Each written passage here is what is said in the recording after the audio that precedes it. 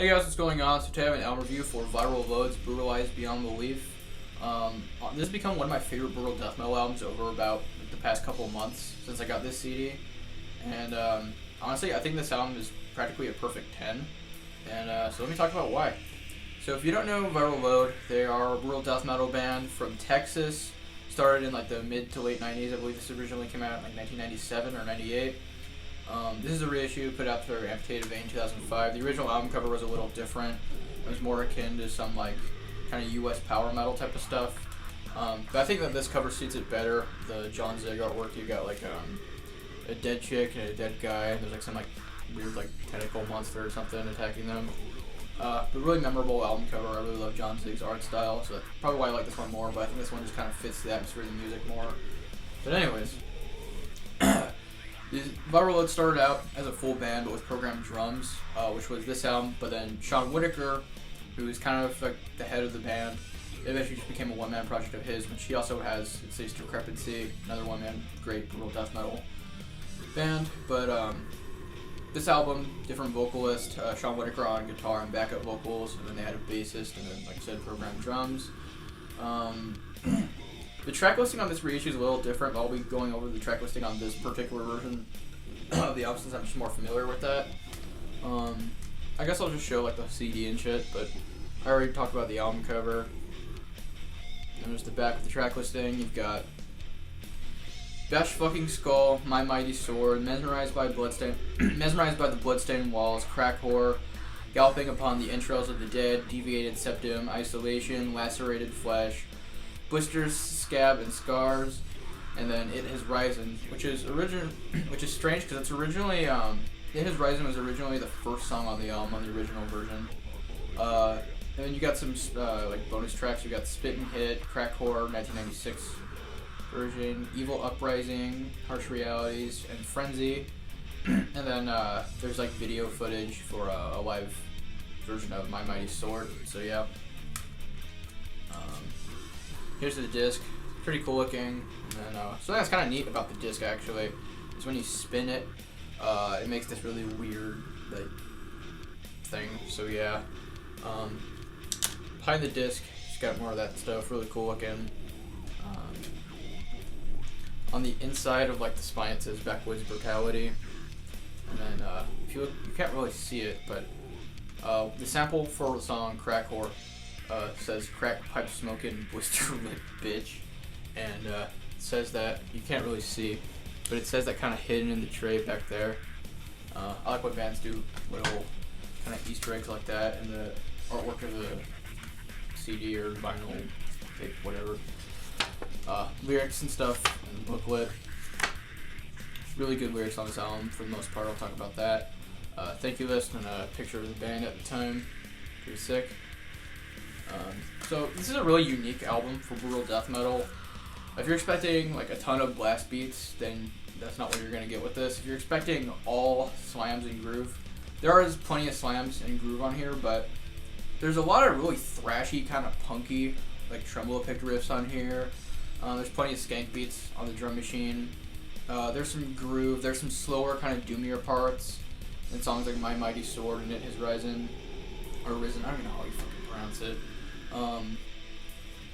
There's a lot of like kind of not diversity but like variety, I suppose, on sound. All the songs still sound like they're from the same all the songs sound like they're the same band, but there's variety within their songwriting. It's not like a lot of death metal albums where you listen to it straight through and you kind of like don't remember like the songs particularly, like the track listing, what separates each song. Like with this album, like you recognize songs upon like the first few seconds. Like the riffs, because there's a lot of different kind of songs on here.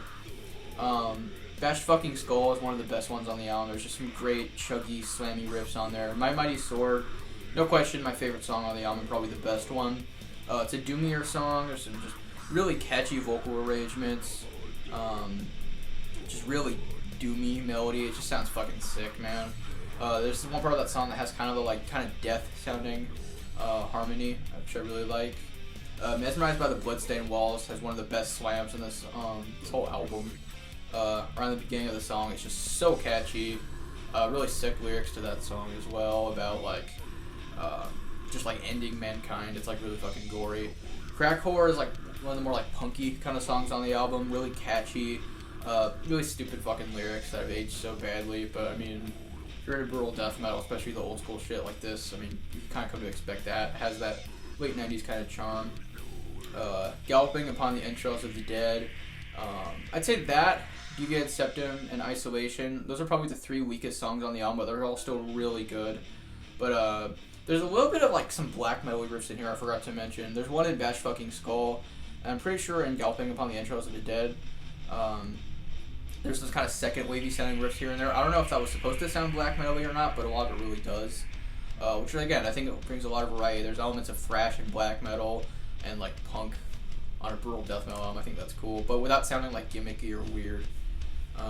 Anyways, Isolation has some pretty cool lyrics though. It's about some dude that's like about to like kill himself, but instead he just decides he can go out and kills a bunch of other people. It's, you know, gory and shit. Lacerated Flesh is the song that got me into Viral Load. There's one slam in that song that is so fucking good. It's just ridiculously groovy and catchy.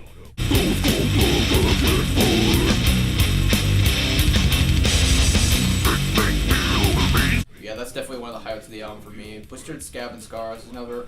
It's not a terrible song, it's really great, but not one of my favorites. That's kind of how I feel like I said about Galloping with the Entrails of the Dead, Deviated Septum, and Isolation. They're all great songs, just not my favorites. I think the first 4 are the best, and then Lacerated Flesh, and then the last song, which is the first song on the original version, like I said, it has Rising.